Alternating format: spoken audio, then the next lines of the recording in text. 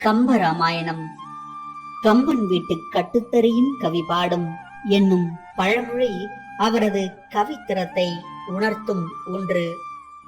கம்பர் கவி சக்கரவர்த்தி என்றும் புகழப்படுகிறார். பல பட்டடை சொக்கநாத புலவர் பாடல் இவரை விருத்தம் என்னும் ஒன்பா பாடுவதில் மிகச் சிறந்தவர் என்று குறிப்பிடுகிறது. கம்பனின் காலத்தை பற்றிய மாறுபட்ட கருத்துக்கள் உண்டு. ஒட்டக்கூத்தன், சேக்கிலார் ஆகியோருக்கு அவன் சம காலத்தவன் அல்லது அவர்களுக்கு அடுத்த தலைமுறையினன் என்று உறுதியாக சொல்லலாம்.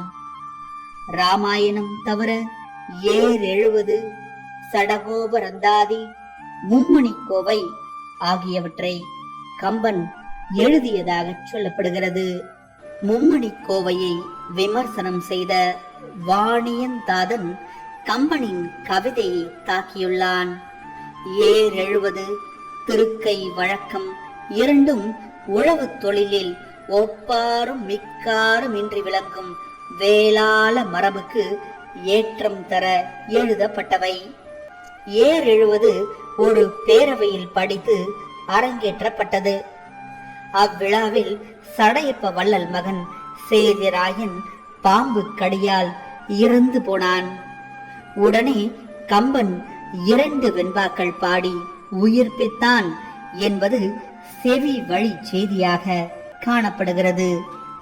ராமாயணத்தை ஸ்ரீரங்கத்தில் அரங்கேற்றிய போது அங்கு பள்ளி கொண்டிருக்கும் அரங்கநாத பெருமாளை வேண்டி ஒரு அந்தாதியும் கம்பர் இயற்றினார்.